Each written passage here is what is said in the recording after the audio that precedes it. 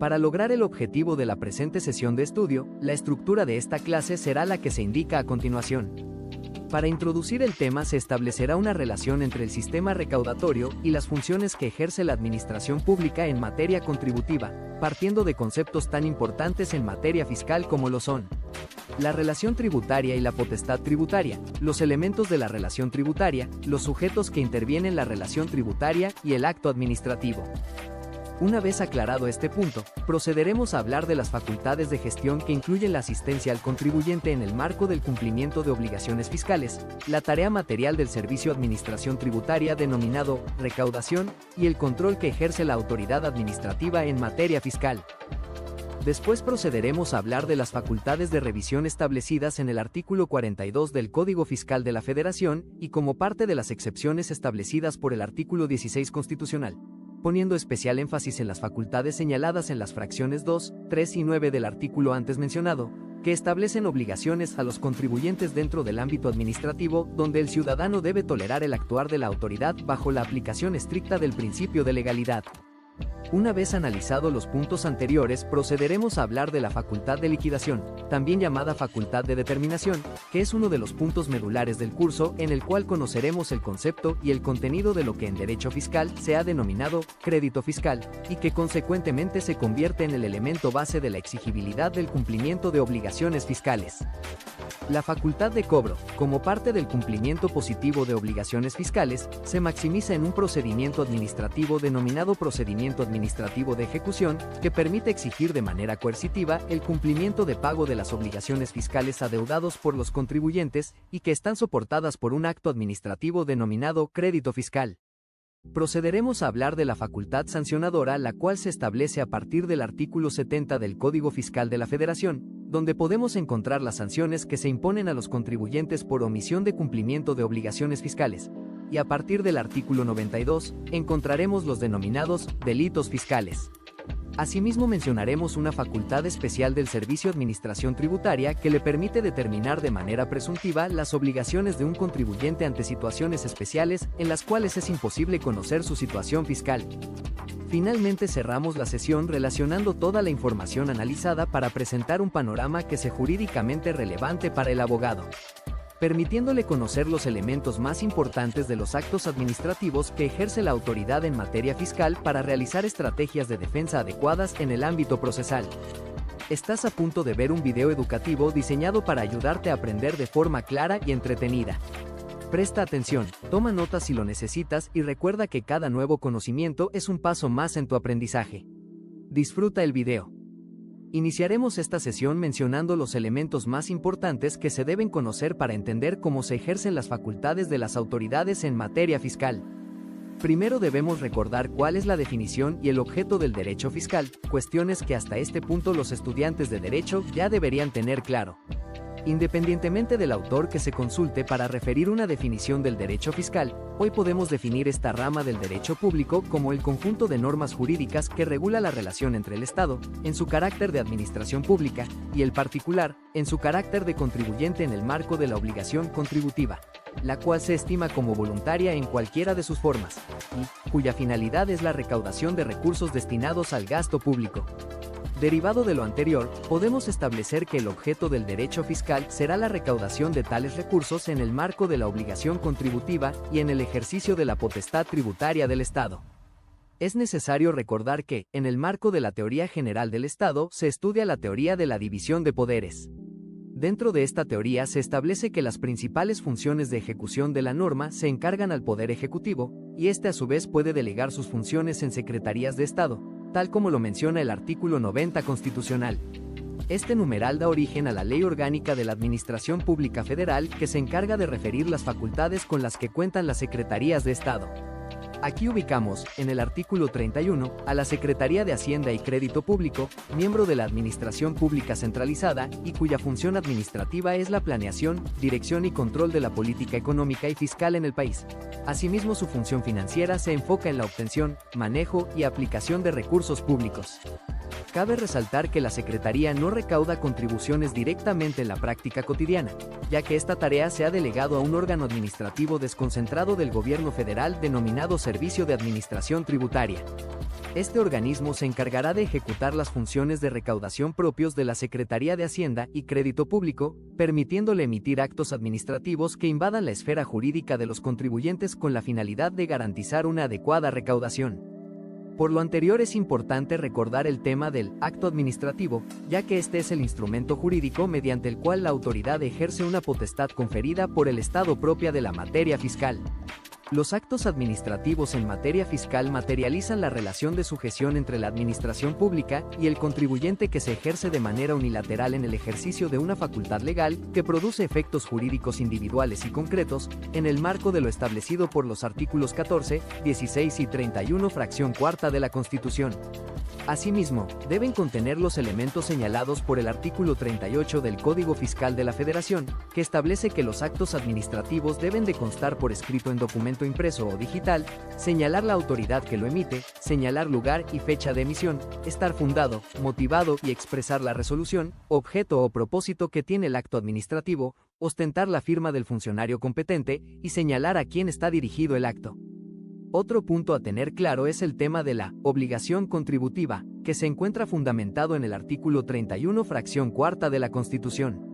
Este sirve como fundamento constitucional de todo el derecho fiscal en México, ya que el artículo 31 nos menciona cuáles son las obligaciones de los mexicanos, y es la fracción cuarta, donde se establece la obligación de contribuir para los gastos públicos, sean de la Federación, los estados, la Ciudad de México o los municipios en los que residan los contribuyentes. Asimismo, este fundamento constitucional establece que tal contribución debe ser proporcional y equitativa en el marco legal predispuesto para ella. Este marco jurídico, dentro de la aplicación del principio de legalidad, permite generar el cúmulo de facultades o potestades que tiene el Estado para poder realizar la recaudación de las contribuciones. A esto se le llama potestad tributaria del Estado, y se entiende como la facultad jurídica soberana para crear, regular, exigir y hacer efectiva la obligación de contribuir mediante normas generales y actos concretos, con el fin de obtener recursos para sufragar el gasto público. La potestad tributaria deriva del principio de soberanía, ya que ésta compete exclusivamente al Estado que la crea y la aplica. Es unilateral ya que no depende del consentimiento del contribuyente, y es coactiva, porque puede imponerse y ejecutarse de manera forzosa. La potestad tributaria incluye la capacidad del Estado para la creación de contribuciones y la generación de lineamientos para exigir tales obligaciones y recaudar las contribuciones. Esto permite ejercer un control administrativo y jurisdiccional sobre la legalidad y constitucionalidad del ejercicio tributario. Con la aplicación de la potestad tributaria llegamos al tema de la relación contributiva. Esta relación es el elemento base de la regulación que justifica la existencia del derecho fiscal y cuyo objeto es la recaudación de las contribuciones. La relación contributiva se fundamenta en el artículo 6 del Código Fiscal de la Federación, que establece que las contribuciones se causan conforme se realizan las situaciones jurídicas o de hecho, previstas en las leyes fiscales vigentes durante el lapso en que ocurran. Esto quiere decir que cuando el Estado aplica su potestad tributaria, encontramos siempre un sujeto que resiente los efectos de esta. Es por ello que los sujetos de la relación contributiva se clasifican en sujeto activo, quien ejerce la potestad tributaria, y sujeto pasivo que se denomina contribuyente. Por su parte, el sujeto activo se caracteriza por ser el ente estatal legitimado para exigir el cumplimiento de la obligación, es quien cuenta con facultades de fiscalización. El sujeto pasivo es el responsable directo del cumplimiento de la obligación tributaria derivada de las normas fiscales vigentes en el momento de la materialización de la obligación. Finalmente, no hay que olvidar que existen otros sujetos señalados por el artículo 26 del Código Fiscal de la Federación que tienen obligaciones solidarias con el sujeto pasivo, por lo que la ejecución de la relación contributiva también les afecta. Hasta aquí el repaso del conocimiento previo introductorio necesario para abordar el tema. Ya tenemos claro desde dónde se ejerce el poder tributario y entendemos por qué no es una facultad neutra. A partir de ahora vamos a entrar en el contenido central. Cómo ese poder se traduce en normas, actos y consecuencias concretas para los contribuyentes, no desde la teoría aislada, sino desde su aplicación real y efectos jurídicos. Facultades administrativas en materia de gestión de cumplimiento de obligaciones fiscales.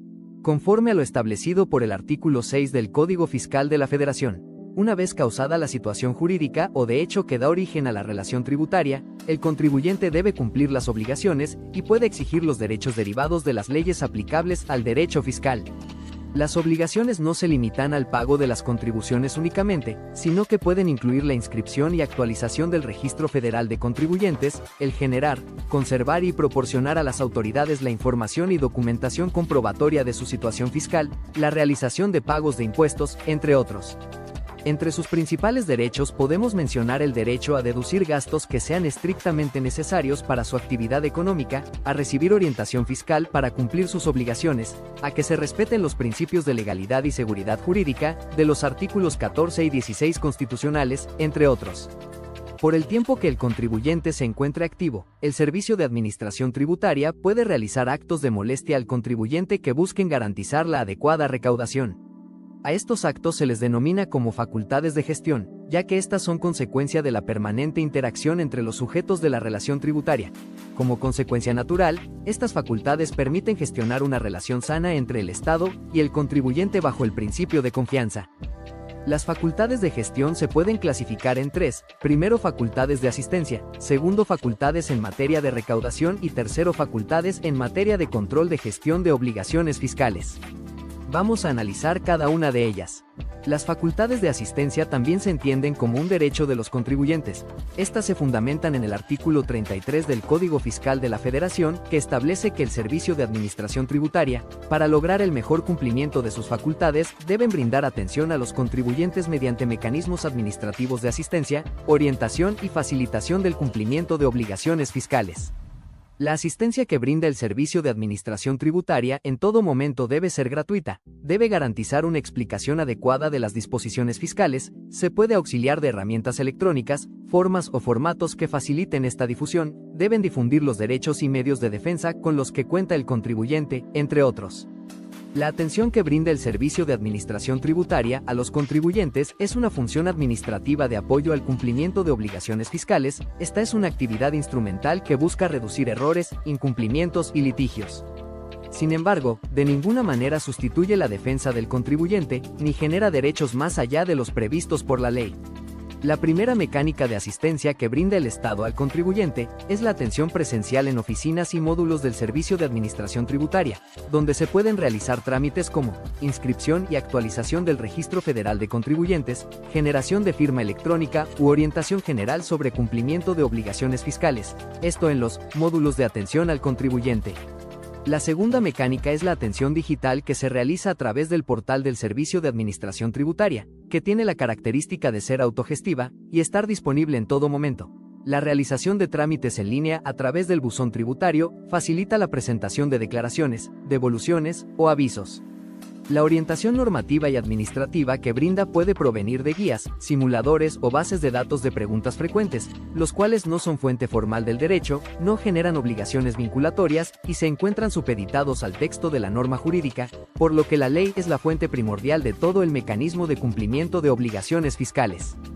Finalmente, cabe hacer una distinción entre las facultades de asistencia y las facultades de revisión o fiscalización, de las que hablaremos más adelante, ya que mientras las primeras son preventivas, las segundas implican un acto de molestia unilateral por parte de la autoridad fiscal en la esfera jurídica del contribuyente. Como se mencionó desde la introducción, la finalidad del derecho fiscal es la recaudación, por lo que el diseño de las normas fiscales busca garantizar esta finalidad. Sin embargo, la recaudación como facultad de la autoridad hace referencia a la capacidad que tienen las autoridades fiscales para poder exigir el cumplimiento de las obligaciones fiscales tendientes al pago una vez que jurídicamente es coercitivo tal derecho.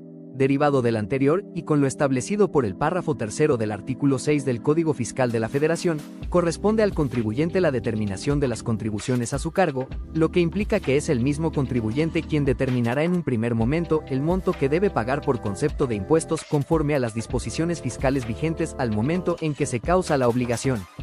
Para hacerlo adecuadamente, el artículo 31 del Código Fiscal de la Federación menciona que dicho cálculo se tendrá que realizar en declaraciones fiscales, los cuales son documentos informativos que presentan los contribuyentes para reportar detalladamente sus ingresos, gastos, deducciones y el cálculo de los impuestos que deben pagar. reservándose el derecho de poder hacer revisiones fiscales conforme lo establecen los artículos 42 y 63 del Código Fiscal de la Federación, que transforman esta autodeterminación del contribuyente en una fiscalización activa, buscando corregirlo en caso de encontrar algún tipo de error. Siendo el contribuyente quien debe determinar sus obligaciones fiscales, tal como lo menciona el artículo 6 del Código Fiscal de la Federación, podemos encontrar mecánicas de control que buscan garantizar que el contribuyente realice efectivamente su autodeterminación. El artículo 41 del Código Fiscal de la Federación permite al Servicio de Administración Tributaria imponer sanciones a las personas obligadas a presentar declaraciones, avisos, reportes de información o cualquier otra documentación solicitada por la autoridad administrativa con la finalidad de desmotivar el incumplimiento de las obligaciones fiscales. Es por ello que se requiere una mecánica de comunicación permanente entre el contribuyente y la autoridad denominado buzón tributario, ya que a través de este medio pueden enviar cualquier tipo de invitación para cumplimiento de obligaciones fiscales o practicar la notificación de requerimientos, los cuales implican una alerta ante el incumplimiento de obligaciones fiscales. En resumen, las facultades de asistencia, recaudación y control permiten gestionar una adecuada relación entre el contribuyente y el Servicio de Administración Tributaria. Estas facultades se ejercen de manera continua, mientras el contribuyente realiza la autodeterminación de sus obligaciones fiscales. Este modelo traslada el riesgo del error al contribuyente, incluso cuando el sistema, siendo complejo o muy simple, no es lo suficientemente claro para explicar todo el cúmulo de obligaciones fiscales existentes. El sistema que tenemos en México está diseñado para optimizar la recaudación y reducir los costos administrativos. Esto implica una mayor carga técnica y jurídica para el gobernado, lo que en ocasiones puede derivar en incumplimiento de obligaciones fiscales de manera voluntaria o involuntaria. Y cuando esto sucede nos encontramos con las facultades de fiscalización. Ahora procederemos a analizar las facultades de revisión. Desde el derecho fiscal, estas facultades han sido otorgadas a las autoridades fiscales para verificar la veracidad y legalidad de lo declarado, calculado y pagado por los contribuyentes. Estas no presuponen incumplimiento de obligaciones fiscales, pero parten de la desconfianza estructural que existe hacia la figura de la autodeterminación fiscal. El fundamento legal se encuentra en el artículo 16 constitucional antepenúltimo párrafo, en el que se nos indica que no se considera violatorio al domicilio de un particular practicar revisiones en materia de cumplimiento de disposiciones sanitarias y fiscales. Será el artículo 42 del Código Fiscal de la Federación el que nos explique qué se puede revisar, cómo se puede revisar y cuáles son los límites de estas revisiones. Este artículo cuenta con 13 fracciones que explican los procedimientos de revisión de los que dispone el Servicio de Administración Tributaria. De todas estas revisiones nos enfocaremos en las fracciones 2, 3 y 9, donde encontraremos las principales facultades de revisión. Te invitamos a revisar el resto de fracciones para profundizar en el tema. Como lo mencionamos anteriormente, será el propio contribuyente quien determine su situación fiscal. Sin embargo, el Servicio de Administración Tributaria cuenta con facultades de revisión que le permiten verificar dicha autodeterminación. La fracción primera del artículo 42 del Código Fiscal de la Federación hace referencia a la rectificación de errores aritméticos, omisiones u otros que aparezcan en las declaraciones, siendo un procedimiento enteramente correctivo que no implica una invasión grave a la esfera jurídica del contribuyente. Sin embargo, la fracción segunda hace referencia a una revisión especial denominada revisión de escritorio o gabinete. Esta es considerada una facultad de revisión, toda vez que parte de la idea de requerir al contribuyente información relacionada con su situación fiscal, imponiéndole la carga activa de entregar dicha documentación. Su lógica es mínimamente invasiva, pero sus efectos tienen consecuencias jurídicas. El inicio de este procedimiento parte de un requerimiento de información, que, al ser un acto administrativo que debe notificarse de manera personal, cumple con los requisitos del artículo 38 del Código Fiscal de la Federación. En este documento, el Servicio de Administración Tributaria puede solicitar cualquier documento que esté relacionado con la situación fiscal del contribuyente, y este a su vez está obligado a presentarlo. Posteriormente al cumplimiento del requerimiento, la autoridad procederá a confrontar lo declarado con lo documentado, y en caso de encontrar inconsistencias puede formular nuevos requerimientos de información. Concluida la revisión, la autoridad emitirá una resolución provisional donde señalará las irregularidades detectadas, cuantificará las diferencias y otorgará un plazo para aclarar, corregir y ofrecer pruebas. Tras analizar lo presentado, la autoridad podrá emitir una resolución definitiva, dando por concluida la revisión sin observaciones, o determinar un crédito fiscal a cargo del contribuyente. La fracción tercera del artículo 42 del Código Fiscal de la Federación menciona la facultad de revisión más invasiva que se puede practicar a un contribuyente denominada visita domiciliaria. Este procedimiento consiste en un acto de molestia para el contribuyente que se estima como una excepción a la garantía de inviolabilidad del domicilio del artículo 16 constitucional. La substanciación de este procedimiento se encuentra en el artículo 46 del Código Fiscal de la Federación, en el que se describirán sus reglas. La duración de la visita domiciliaria será de 12 meses contados a partir de que se notifique al contribuyente el inicio de la facultad de revisión. Sin embargo, cuando el contribuyente es parte del sistema financiero, una institución de crédito, de seguros y fianzas, de almacenes generales de depósito, arrendadoras financieras, uniones de crédito y sociedades de inversión de capitales, el plazo se ampliará a 18 meses. Cuando el contribuyente tiene actividades fuera del país o entra dentro de la clasificación de empresa multinacional, el plazo será de 24 meses. La ampliación de este término obedece al tiempo que puede tardarse el flujo de información con autoridades o entes económicos extranjeros. Para iniciar la visita domiciliaria es preciso que la autoridad expida, como primer acto administrativo, una orden de visita, que debe estar sujeta a los requisitos ya mencionados del artículo 38 del Código Fiscal de la Federación. Además de estos requisitos, deberá cumplir con los requisitos del artículo 43 que establece se indiquen el lugar o lugares donde debe efectuarse la visita, el nombre de la persona o personas que deben efectuar la visita, denominados visitadores, y el nombre del visitado, a menos de que éste no se conozca.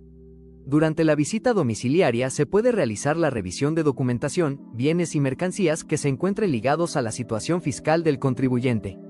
Esto implica que la notificación de la orden de visita se practique en el domicilio fiscal. Te invitamos a que revises el artículo 10 del Código Fiscal de la Federación, donde encontrarás lo que se considera como domicilio fiscal. Junto a la notificación de la orden de visita se debe entregar la Carta de Derechos del Contribuyente, que es un resumen de la Ley Federal de los Derechos del Contribuyente. Esto para cumplir con obligación de hacer del conocimiento del contribuyente cuáles son sus derechos durante las facultades de revisión. Posterior a la notificación, el personal del Servicio de Administración Tributaria procederá a realizar el aseguramiento de la contabilidad, que implica poner a su disposición todos los papeles, bienes y mercancías señalados por la orden de visita como objeto de revisión, y garantizar que estos estarán disponibles durante todo el ejercicio de la visita domiciliaria. Para dar certeza jurídica a esta facultad, durante su desarrollo, el visitador estará obligado a levantar actas de todo lo actuado durante el procedimiento, que deberán ser firmadas por el visitador, el visitado y 2 testigos.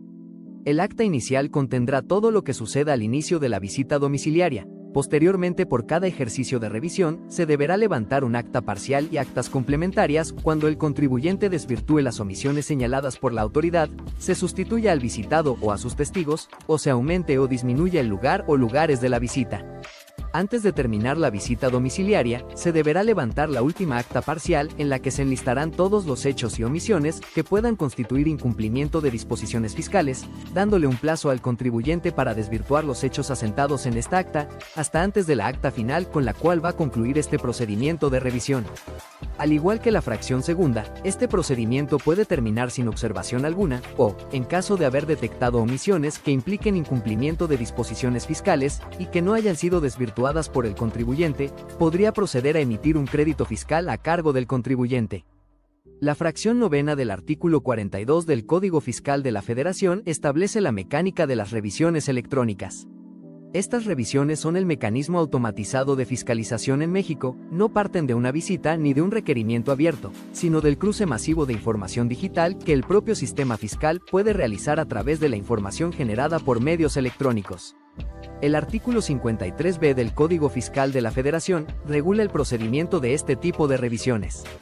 Actualmente, toda la situación fiscal contable de un contribuyente queda registrada en la página del Servicio de Administración Tributaria, por lo que esta revisión de fiscalización puede proceder de manera inmediata, toda vez que esta información ya ha sido entregada por el contribuyente de manera obligatoria.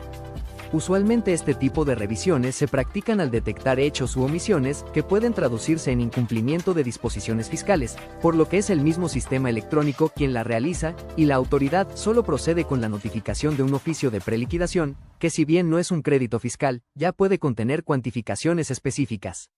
Al tratarse de una revisión electrónica, el mecanismo de notificación es el ya mencionado buzón tributario.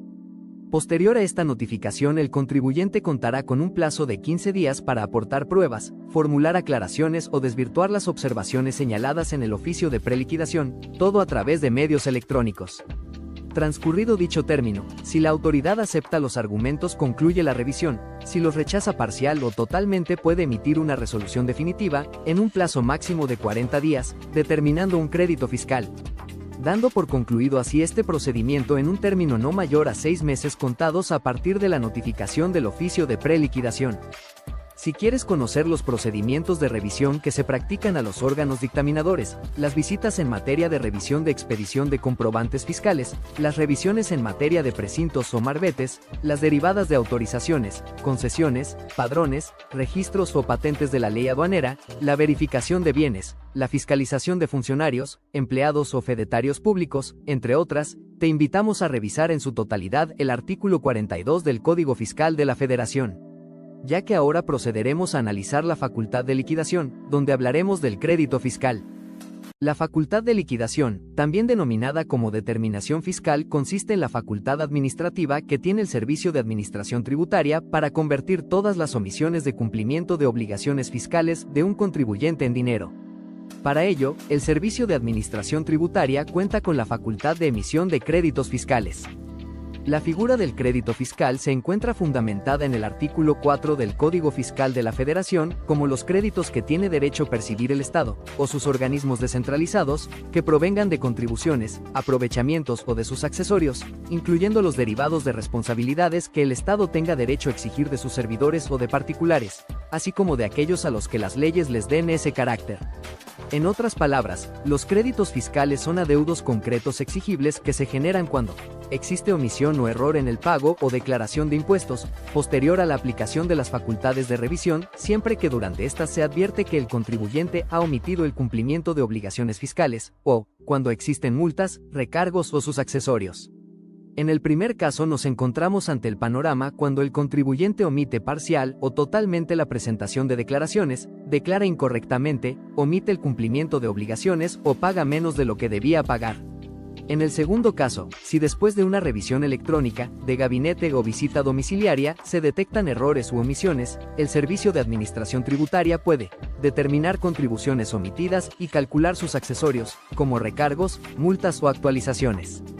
Finalmente, los créditos fiscales no solo incluyen omisiones de pago, sino que también pueden incluir multas derivadas de la aplicación de la facultad sancionadora, recargos por pagos extemporáneos o actualizaciones por inflación o ajustes legales. Cuando la autoridad administrativa emite un crédito fiscal, debe enviar el documento determinante de este crédito al contribuyente. Al tratarse de un acto administrativo que debe notificarse personalmente, debe cumplir con los requisitos del artículo 38 del Código Fiscal de la Federación, que como ya comentamos implica constar por escrito en documento impreso o digital, señalar la autoridad que lo emite, señalar el lugar y fecha de emisión, estar fundado, motivado y expresar la resolución, objeto o propósito de que se trate, ostentar la firma del funcionario competente y señalar el nombre o nombres de las personas a las que va dirigido. En este caso, la identificación y ubicación del deudor puede incluir nombre, denominación o razón social y, en su caso, la del representante legal del contribuyente, la clave de registro federal de contribuyentes del deudor y el domicilio fiscal completo. La misma notificación del crédito fiscal debe contener el número de identificación de resolución del acto administrativo, el desglose de los conceptos por los cuales se origina el crédito fiscal, el importe del crédito fiscal, la fecha que debió cubrirse el pago cuando se trate de contribuciones omitidas, el destino específico del recurso si se trata de multas no fiscales con destino o participación específica, y la fecha de vencimiento o caducidad legal, entre otros. Si el acto administrativo que determine el crédito fiscal no cumple con estos requisitos, podría ser materia de impugnación, lo cual abre la puerta al análisis de nulidad por vicios de forma o de fondo en la emisión del acto administrativo. Como elementos base que se abordan en el curso de Derecho Procesal Fiscal, podemos mencionar que las mecánicas de defensa disponibles para este acto son el recurso de revocación establecido en el artículo 116 del Código Fiscal de la Federación o el procedimiento contencioso administrativo con naturaleza de nulidad fiscal. En el desglose de cantidades del crédito fiscal encontraremos los siguientes conceptos. Impuestos omitidos. Son las contribuciones que debe pagar el contribuyente y no pagó, ya sea total o parcialmente, conforme a las normas fiscales aplicables de las leyes reglamentarias de impuestos, como la Ley del Impuesto sobre la Renta o la Ley del Impuesto al Valor Agregado, entre otras. Esto puede ocurrir por diversas razones. No presentar las declaraciones, presentar declaraciones fuera de plazo, reportar menos ingresos de los reales, aplicar deducciones improcedentes o no sustentadas, errores aritméticos en la declaración, o cualquier otro que se encuentre en la ley como una obligación que corresponde a la autodeterminación del contribuyente. Recargos. Los recargos son una especie de interés moratorio que se genera por no pagar a tiempo las obligaciones fiscales que implican un pago en cantidad líquida. Estos se calculan por cada mes o fracción de mes que transcurre desde el vencimiento del plazo legal hasta que se paga realmente. Están expresados en porcentaje mensual sobre el saldo total del crédito fiscal y pueden acumularse por varios años fiscalmente relevantes, con el límite de la aplicación de la prescripción y caducidad de las facultades de las autoridades fiscales. No son inflacionarios, ni intereses normales, tienen una utilidad fiscal y se calculan conforme lo establece el Código Fiscal de la Federación. Multas. Son sanciones económicas impuestas por la autoridad fiscal cuando el contribuyente incumple obligaciones establecidas en las leyes fiscales. Estas sanciones se pueden encontrar a partir del artículo 70 del Código Fiscal de la Federación y en las leyes reglamentarias de impuestos, donde se menciona que algunos de los comportamientos que las pueden originar son: presentar declaraciones fuera de plazo o no presentarlas, declarar información incorrecta, no proporcionar documentación durante una revisión, no cumplir con las obligaciones formales del Registro Federal de Contribuyentes, entre otras. Más adelante profundizaremos en este tema, que se denomina facultad sancionadora de las autoridades fiscales.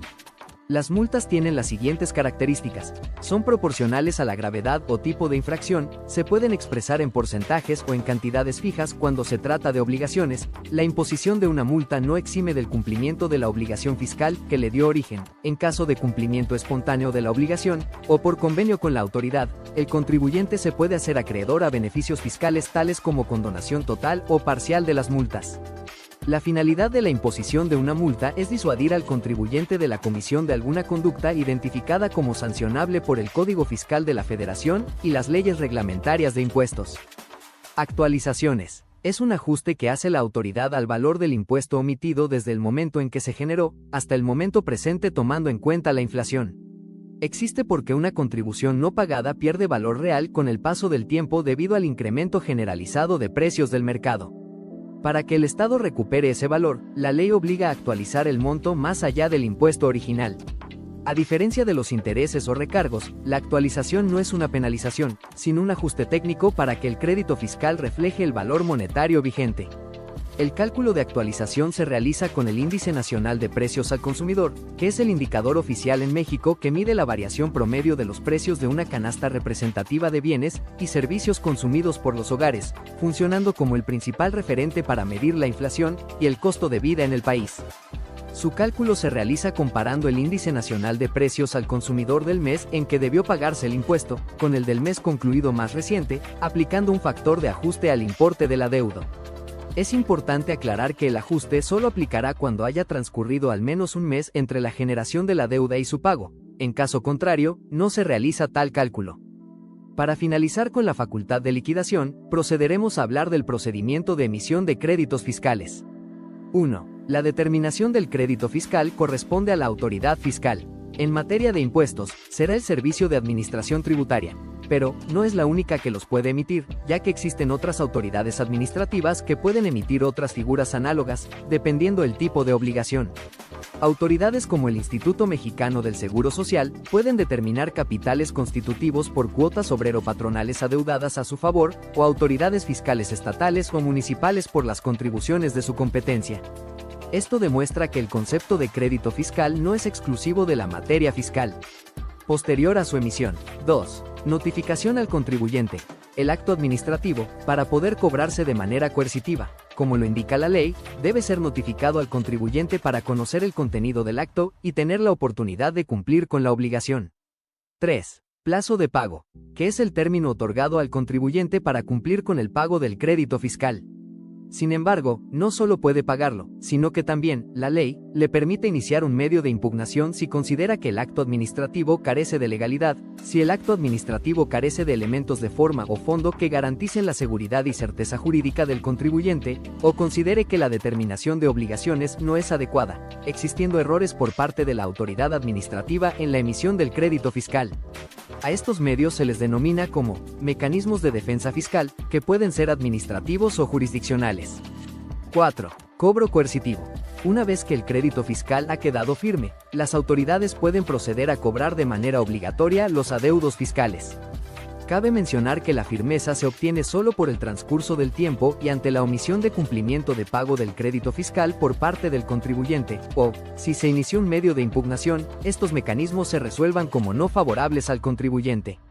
En estos casos procederemos a la siguiente facultad de las autoridades fiscales. Facultad de cobro. Esta facultad se ejerce a través del conjunto de actos administrativos coercitivos mediante los cuales la autoridad fiscal cobra un crédito fiscal ya existente. Se denomina procedimiento administrativo de ejecución y se fundamenta en el artículo 145 del Código Fiscal de la Federación. Es importante precisar que esta facultad no es una sanción, tampoco es un procedimiento jurisdiccional. Es un procedimiento de naturaleza administrativa que busca el cobro forzoso de un adeudo a favor del Estado, denominado crédito fiscal. Es el presupuesto jurídico indispensable para que pueda iniciarse el procedimiento administrativo de ejecución. Sin crédito fiscal legalmente determinado, exigible y no pagado, no existe el derecho de la administración pública al cobro coercitivo del adeudo. Para que el crédito fiscal sea exigible es necesario: emisión legal del acto administrativo, haber sido legalmente notificado, no haber sido pagado o garantizado, no estar suspendido en ejecución por haber interpuesto algún medio de defensa fiscal. Durante el procedimiento administrativo de ejecución no se discute la legalidad del crédito fiscal, no se discute sobre la legalidad del monto determinado por el crédito fiscal, tampoco se analiza el fondo del asunto. Únicamente se realizan procedimientos tendientes a garantizar el cobro forzoso. Para iniciar el procedimiento administrativo de ejecución mencionaremos sus principales características. Este es un procedimiento de naturaleza administrativa, tiene carácter coercitivo, se funda en la presunción de validez del crédito fiscal, se activa solo ante el incumplimiento del pago del crédito fiscal y persigue exclusivamente fines recaudatorios. El fundamento lo encontramos a partir del artículo 145 del Código Fiscal de la Federación, el cual establece que las autoridades fiscales exigirán el pago de los créditos fiscales que no hubieran sido cubiertos o garantizados dentro de los plazos señalados por la ley, mediante el procedimiento administrativo de ejecución. El primer acto administrativo de este procedimiento se denomina requerimiento de pago. Es el acto inicial del procedimiento administrativo de ejecución a través del cual la autoridad exige formalmente al contribuyente el pago inmediato del crédito fiscal, dándole la oportunidad de acreditar el pago, si es que ya lo realizó, o la posibilidad de proceder a realizarlo en ese momento. Tal como lo establece el artículo 151 del Código Fiscal de la Federación, que a la letra dice: las autoridades fiscales, para hacer efectivo un crédito fiscal exigible, y el importe de sus accesorios legales, requerirán de pago al deudor. Las características de esta primera fase son: se debe practicar personalmente, ya sea en el domicilio fiscal, en sucursal bancaria o donde se encuentre el contribuyente. El requerimiento de pago debe señalar el monto exacto del crédito fiscal, el concepto, la autoridad que lo emite y la advertencia de embargo en caso de no pagarlo. Cabe resaltar que si el contribuyente realizara el pago en este momento cumpliendo la obligación de manera inmediata, el procedimiento administrativo de ejecución ya no iniciaría, y se daría por terminada la obligación pendiente por parte del contribuyente. En caso contrario se procede a la siguiente etapa: embargo. De acuerdo a lo establecido por el artículo 151 en sus fracciones primera y segunda, se puede proceder al embargo de bienes y negociaciones, asegurando bienes suficientes para garantizar el pago del crédito fiscal, y dando prioridad al orden legal de bienes embargables, establecido por el artículo 155 del Código Fiscal de la Federación, cuyo orden de importancia es: 1. Dinero, metales preciosos o depósitos bancarios. 2. Acciones, bonos o valores. 3. Bienes muebles. 4. Bienes inmuebles. Y 5. Negociaciones mercantiles. Cabe mencionar que lo antes referido no es una mecánica sugerida, ya que la violación del orden puede generar nulidad del procedimiento. En el caso de embargar negociaciones existen tres modalidades, tal como se establece entre los artículos 164 a 170 del Código Fiscal de la Federación. Existirá embargo de negociaciones con intervención cuando se permite que la autoridad administrativa intervenga los ingresos diarios que entran en la caja del contribuyente, permitiendo tomar una parte pactada de los ingresos que lleguen al negocio hasta cubrir el pago del crédito fiscal. Existirá intervención con administración, cuando de manera condicional y temporal el interventor sustituya al administrador de una sociedad mercantil. Finalmente, podrá establecerse el embargo sin intervención permitiendo que sea el mismo contribuyente quien integre una parte de las negociaciones para el pago del crédito fiscal. Para la práctica de este tipo de embargos, la figura del depositario de los bienes embargados será el mismo contribuyente, bajo la advertencia de que en caso de que algo le suceda a los bienes, podría ser denunciado por la comisión de un delito fiscal. Avalúo de bienes. Esta etapa del procedimiento administrativo de ejecución consiste en determinar el valor comercial real de los bienes embargados. La práctica del avalúo de bienes debe ser técnica, puede ser impugnada y es un requisito indispensable para la siguiente etapa, denominada remate. Tal como lo establece el artículo 175 del Código Fiscal de la Federación, la base de la firmeza del embargo será el avalúo. Practicados los avalúos necesarios, podrá quedar firme el embargo. En caso de no ser así, podría proceder a ampliar el embargo para garantizar el pago total del crédito fiscal. Convocatoria a remate de bienes. Una vez que han quedado firmes el embargo y el avalúo, se procederá a la venta pública de los bienes embargados para convertirlos en dinero. Sus modalidades pueden ser subasta pública, remate electrónico o almoneda. Asimismo, por tratarse de un acto que implica la extinción del dominio de los bienes de quien tiene la legal disposición de los mismos, deben respetarse las publicaciones, plazos, posturas legales y bases de remate. Tal como lo establece el artículo 176 del Código Fiscal de la Federación, el remate deberá ser convocado al día siguiente de haberse efectuado la notificación del avalúo, para que tenga verificativo dentro de los 20 días siguientes a la emisión de la convocatoria. En esta convocatoria se darán a conocer los bienes objetos del remate, el valor que servirá de base para la subasta y los requisitos que deberán cumplir los postores para concurrir a la subasta. La publicación de la convocatoria se realizará en la página electrónica de las autoridades fiscales cuando menos 10 días antes del inicio del periodo señalado para el remate, y se mantendrá en dichos medios hasta concluir la subasta. Cabe resaltar que, cualquier contribuyente formal puede participar en tales subastas, siempre que cumpla con los requisitos de la convocatoria a remate. Remate o adjudicación. Cumplido el plazo de la convocatoria a remate, se procederá con la subasta pública de los bienes embargados, permitiendo que, cada uno de los contribuyentes que participen en ella puedan ofrecer posturas o pujas por los bienes objeto del remate. Tal como establece el Código Fiscal de la Federación, la base de las posturas legales durante remate será el valor del 75% del avalúo practicado a los bienes, utilizando este monto como base y permitiendo que a partir de este momento cada una de las posturas sea superior a la anterior. Como lo establece el artículo 182 del Código Fiscal de la Federación, cada postura contendrá 1. Los datos de identificación del postor y su registro federal de contribuyentes. 2. La cantidad que se ofrece. 3. El número de cuenta bancaria del postor y el nombre de la institución de crédito en la que se encuentran los fondos de la postura. 4. La dirección de correo electrónico y domicilio para oír y recibir notificaciones. 5. El monto y número de transferencia electrónica de fondos que haya realizado. Lo anterior con la finalidad de poder identificar cada una de las posturas y tener probada la solvencia del postor. Cada subasta tendrá una duración de 5 días que empezará a partir de las 12 horas del primer día y concluirá a las 12 horas del quinto día. En dicho periodo los postores presentan sus posturas y podrán mejorarlas. Sin embargo, si dentro de los 20 minutos previos al vencimiento del plazo de remate, se recibe una postura que mejore las anteriores, el remate no se cerrará, concediendo plazos sucesivos de 5 minutos posteriores a las 12 horas del último día por cada postura que mejore la anterior, hasta que transcurra un plazo de 5 minutos en el que no se reciban posturas que mejoren la última. Esto garantiza una mecánica en la cual a través de la subasta pública se logre aumentar el valor base del bien, permitiendo pagar la totalidad del crédito fiscal. Cabe resaltar que los bienes adquiridos a través de esta modalidad pasan a ser propiedad de los postores libres de gravámenes, y en caso de que no existan títulos de propiedad o facturas, el Servicio de Administración Tributaria se encargará de proveerlas.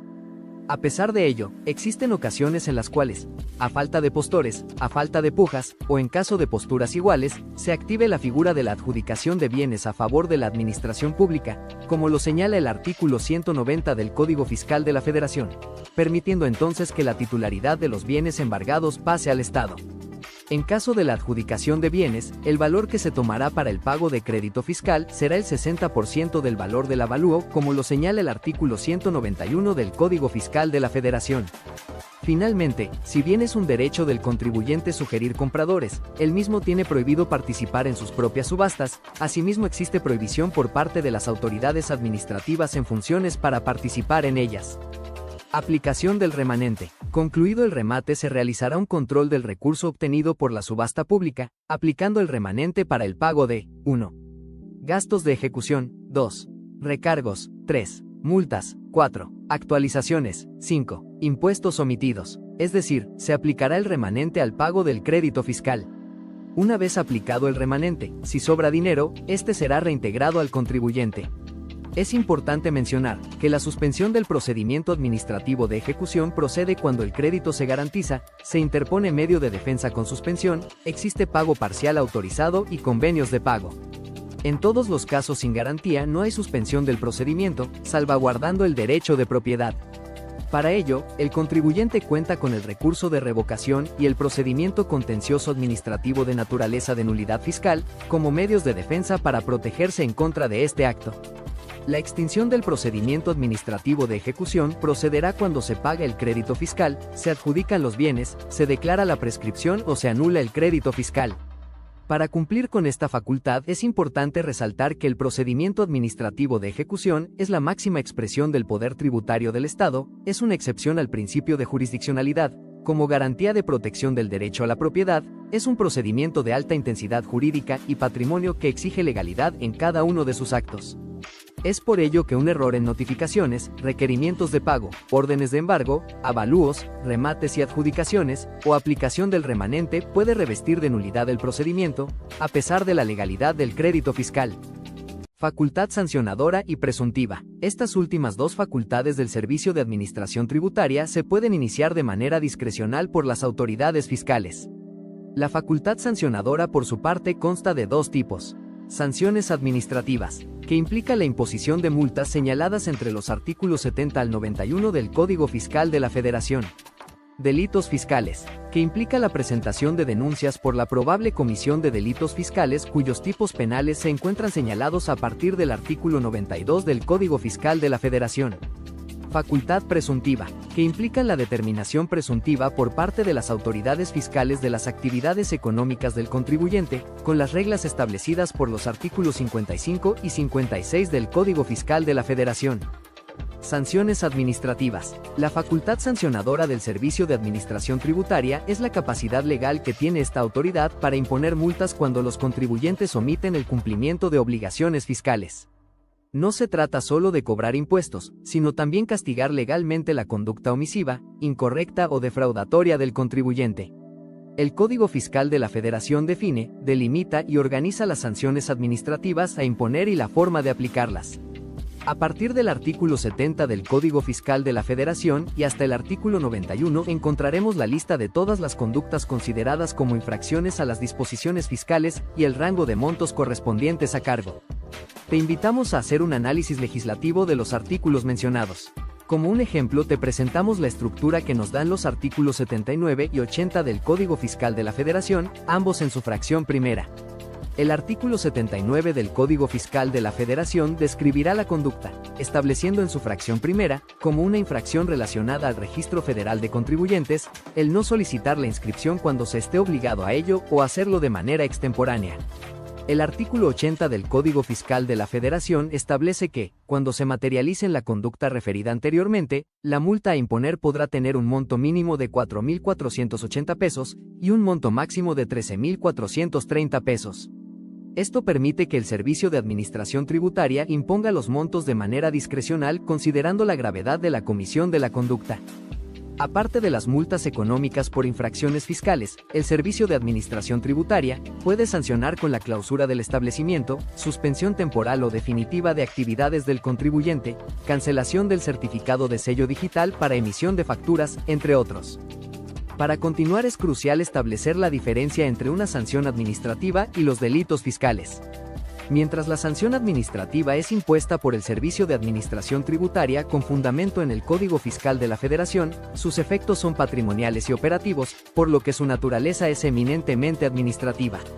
Las sanciones penales por la probable comisión de delitos fiscales procede cuando se actualiza el tipo penal en la realidad. La característica más importante de estos delitos es el dolo, y estos se sustraen de la naturaleza administrativa e implican la intervención del sistema de justicia penal. En caso de que el Servicio de Administración Tributaria pueda configurar el dolo en la conducta, puede proceder a presentar la denuncia por la comisión de los delitos descritos a partir del artículo 92 del Código Fiscal de la Federación. Como ejemplos podemos mencionar el contrabando y su figura equiparada, la defraudación fiscal y su figura equiparada, la falsificación o comercialización de comprobantes fiscales digitales que no amparen operaciones reales, o las operaciones con recursos de procedencia ilícita, coloquialmente conocido este último como lavado de dinero. Ten en cuenta que, a diferencia de otros tipos penales, los delitos fiscales, al ligar el dolo en la conducta, pueden quedar sin efectos al eliminar este elemento del tipo. Te invitamos a hacer un análisis de los tipos penales y a repasar el tema del dolo en materia penal. Facultad presuntiva. Finalmente, esta facultad permite al Servicio de Administración Tributaria determinar presuntivamente la utilidad fiscal de los contribuyentes. Esto quiere decir que, con las reglas de los artículos 55 y 56 del Código Fiscal de la Federación, las autoridades fiscales pueden presumir de manera ficticia las actividades de un contribuyente y utilizar esto como base para la determinación de un crédito fiscal. De acuerdo al artículo 55 del Código Fiscal de la Federación, la facultad presuntiva se activará cuando sea imposible conocer la situación fiscal del contribuyente, ya sea porque se opone a la facultad de revisión, por no llevar contabilidad, por errores graves en la contabilidad, por omisiones de obligaciones fiscales relacionadas a la contabilidad, entre otros. Esto quiere decir que esta facultad únicamente se activa cuando es imposible conocer las actividades de un contribuyente y permite presumir tales actividades. Por su parte, el artículo 56 del Código Fiscal de la Federación nos dice que los elementos que se usan como base de esta facultad pueden ser: 1. Los datos de la contabilidad del mismo contribuyente. 2. Los datos contenidos en declaraciones presentadas por el contribuyente. 3. Los datos obtenidos a partir de información que proporcionen terceros a solicitud de las autoridades fiscales. 4. Los datos obtenidos a través de las facultades de revisión. 5. Los datos obtenidos a través de cualquier medio de investigación económica o cualquier otro con el que cuente la autoridad fiscal. Aquí hay que hacer una breve aclaración, ya que al activar esta facultad parece ser excesivo que la autoridad se invente las actividades económicas del contribuyente. Sin embargo, esta facultad solo se activará cuando éstas no se pueden conocer, por lo que se activa una mecánica muy parecida a la inversión de la carga de la prueba en materia procesal. Es decir que, si no estás de acuerdo con la determinación presuntiva realizada por la autoridad, debes presentar la documentación comprobatoria que aclara tu situación fiscal, esto con la finalidad de hacer una adecuada determinación de obligaciones fiscales. Para cerrar el tema y como conclusión podemos decir que, las facultades de las autoridades fiscales en México, principalmente del Servicio de Administración Tributaria, constituyen un sistema articulado cuyo objetivo central es asegurar la correcta recaudación de las contribuciones y la observancia del orden fiscal, bajo el principio de legalidad estricta. Estas facultades no son discrecionales, derivan directamente de la Constitución y se desarrollan de manera detallada en el Código Fiscal de la Federación, lo que obliga a la autoridad a actuar siempre con fundamento y motivación. En este marco, las facultades de comprobación permiten a la autoridad verificar el cumplimiento de las obligaciones fiscales. Las de determinación hacen posible cuantificar contribuciones omitidas y accesorios, dando origen al crédito fiscal. Las facultades sancionadoras buscan inhibir conductas infractoras mediante multas y, en los casos más graves, la persecución de delitos fiscales. Y las de ejecución, materializadas en el procedimiento administrativo de ejecución, garantizan la efectividad del cobro coactivo cuando el contribuyente no cumple voluntariamente. El crédito fiscal funciona como eje articulador de estas facultades. Es el resultado jurídico de la actuación administrativa y, a la vez, el presupuesto indispensable para el ejercicio de la ejecución forzosa. Sin su debida determinación y notificación, cualquier acto de cobro carecería de validez. En suma, las facultades fiscales no solo reflejan el poder del Estado para exigir contribuciones, sino también los límites que el propio orden jurídico impone para proteger la seguridad jurídica del contribuyente. Su correcta comprensión exige verlas como un sistema equilibrado entre eficacia recaudatoria y respeto a los derechos fundamentales, donde el abuso de autoridad no es una posibilidad legítima, sino una desviación sancionable. Gracias por tu atención, espero que la información sea de utilidad para tu formación futuro abogado.